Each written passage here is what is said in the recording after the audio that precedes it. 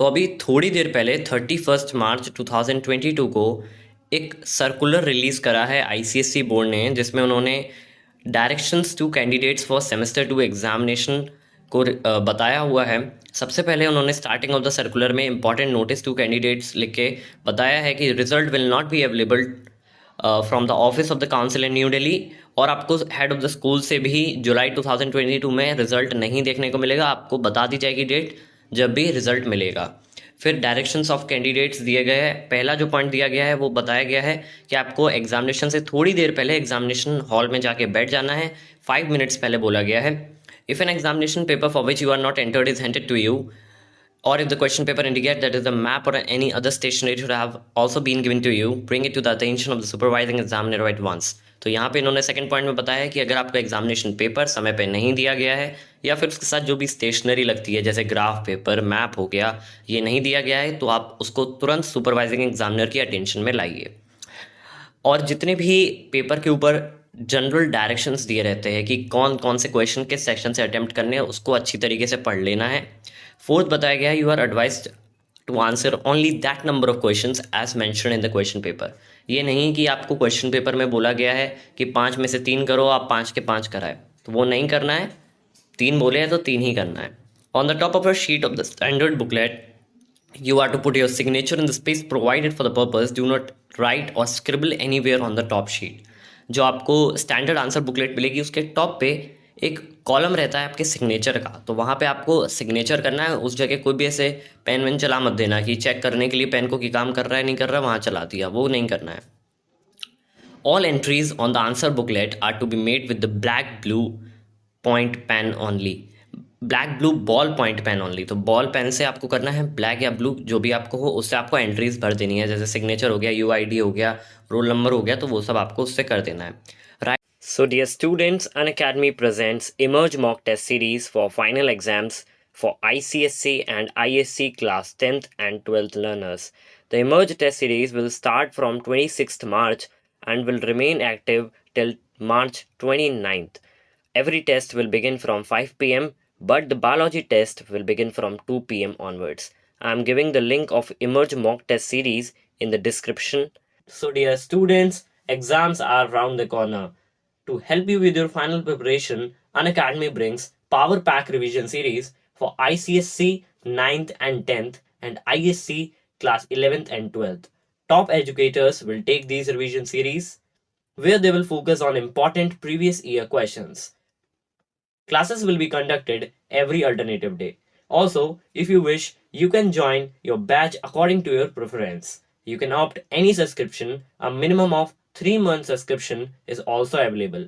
Live classes by top Indian educators, doubt solving sessions, you can ask your doubts via raise a hand feature, PDF notes will be available after the class, live test and quizzes with analysis of your performance जिससे आप अपने week और अपने strength को identify कर पाएंगे, recording of all live classes with unlimited access, all contents subjects under one subscription, and many more will be provided under one subscription। Also, there is a big exciting news। Unacademy is launching Unacademy store for the very first time in Pusa Road, New Delhi। You can experience the offline Unacademy world and learn together। Do visit the store। I have put all the links in the description box। Use my code REVIEW to unlock for free। Also, you will get 10% off on any subscription। Unacademy साथ, let's crack it। Write on both sides of each sheet of the answer booklet and leave a margin on both right and the left hand edges। यानी left और right hand edges पे आपको दोनों side margin छोड़ देना है। तो ये आपके लिए बहुत इंपॉर्टेंट है क्योंकि अभी तक आपने तो एक भी बार रिटन एग्जामिनेशन बोर्ड का दिया नहीं है, तो याद रखना लेफ्ट एंड राइट पे दोनों साइड आपको एजेस में थोड़ा मार्जिन छोड़ना होता है। Begin the answer to each separate part of a question on a separate line. ये नहीं चिपका चिपका के लिख दिया, हर क्वेश्चन को एक लाइन छोड़ के या 2 लाइन छोड़ के कर देना है। Write the number of the question clearly in the left hand margin at the beginning of each answer.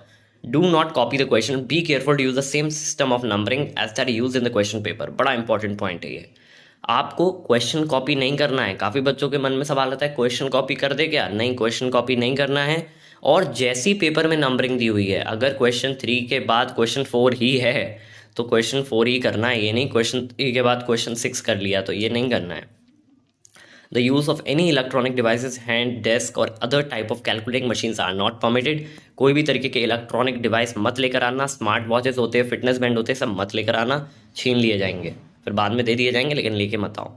In addition to the time indicated in the timetable for writing the paper, 10 minutes is given for the reading the question. सबको पता है कि 10 minutes आपको दिए गए question को read करने के। Read the question very carefully. Time should not be wasted in writing down information that is not asked for, as no marks will be given for it.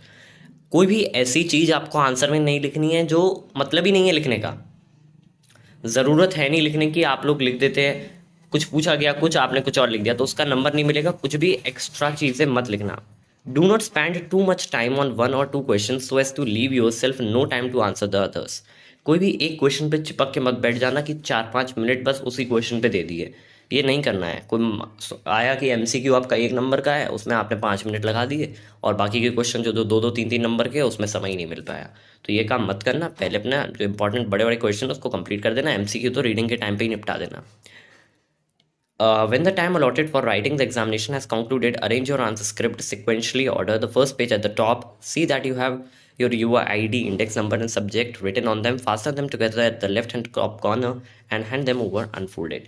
यानी जितने भी आप लोग अलग से पेपर लेते हैं, जितनी भी कंटिन्यूएशन सीट लेते हैं, उसको सीरियल वाइज ऑर्डर में अरेंज कर देना। जो पहले लिए उसको पहले लगाना, फिर बाद में इस तरीके से कर देना, और फिर उसको लेफ्ट हैंड साइड में फास्टन कर देना, यानी वो धागे से बांध देना उसको।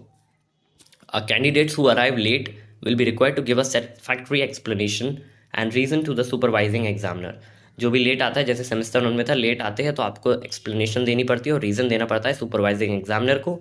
और अगर आप आधे घंटे से ज़्यादा लेट हुए तो आपको पेपर ही नहीं देने दिया जाएगा। Candidates are not allowed to leave the examination hall before the conclusion of the paper. जब भी आपका एग्जाम मान लो हो गया, अब ये नहीं निकल गए, जब तक पूरा एग्जामिनेशन खत्म नहीं होता आप नहीं निकल सकते, जैसे सेमेस्टर 1 में हुआ था। वैसे जो इतने सालों से बोर्ड के पेपर होते थे उसमें तो अगर हो गया तो आप जा सकते थे, लेकिन इस बार सेमेस्टर 1 और सेमेस्टर 2 में नहीं है। Candidates must write on both sides of each sheet of the answer booklet unless the rubric of the question paper prohibits this.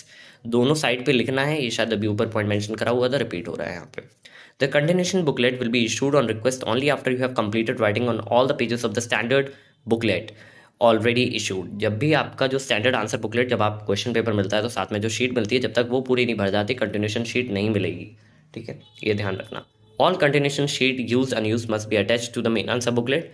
अगर यूज़ नहीं भी करी है, ले ली, यूज़ नहीं करी, पता चला कि समय इसमें लग जाएगा क्वेश्चन, बाद में देखा तो समझ में ही नहीं आया क्वेश्चन, तो छोड़ दिया। कंटिन्यूशन शीट तो ले ली, उसमें सिग्नेचर तो हो गया, तो ये नहीं उसको वहीं रख दिया कि नहीं चाहिए, उसी में पेपर में लगा देना। All working including rough mark should be done on the same sheet as the rest of the answer. जितना भी रफ वर्क है वो उसी शीट पे करना है, कोई और अलग से शीट पे मत कर लेना कि अलग से ले ली कंटिन्यूशन शीट, उस पर रफ कर लिया और उसको अलग फेंका है, ये नहीं करना। रफ भी उसी में आपको चिपका देना है। यूज़ ऑफ अनफेयर मीन्स, सीधी बात है, अगर कुछ भी अनफेयर मीन्स यूज़ करा तो आपका पूरा एग्जामिनेशन कैंसिल, साथ साथ रिजल्ट भी कैंसिल। एक में चीटिंग करोगे 10 सब्जेक्ट में जाओगे।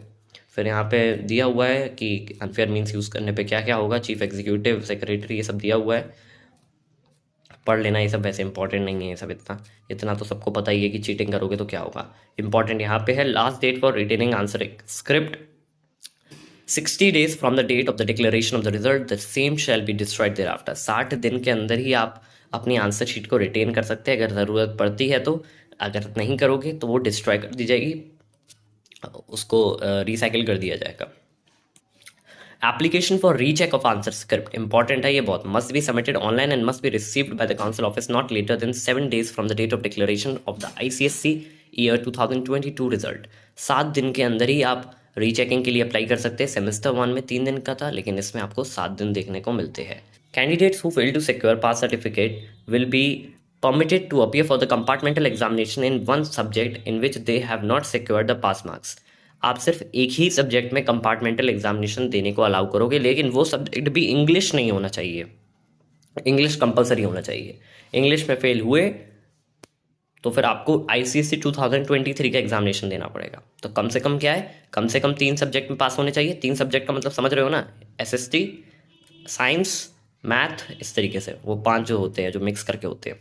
तो कम से कम 3 सब्जेक्ट में पास होने चाहिए, इंग्लिश में भी पास होने चाहिए। एक सब्जेक्ट बचा ना, 4 हो गए, एक बचा तो एक का आप कंपार्टमेंटल दे सकते हो, लेकिन वो भी इंग्लिश नहीं होना चाहिए। फिर यहाँ पे कोविड-19 सेफ्टी इंस्ट्रक्शंस दिए हुए, पढ़ लेना कि वही 2 मीटर की दूरी और मास्क वास्क लगा कर आना है, सैनिटाइजर लेकर आना है, तो ये पढ़ लेना।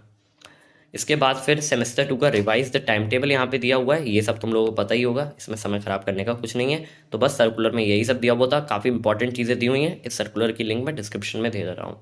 Thank you so much for watching.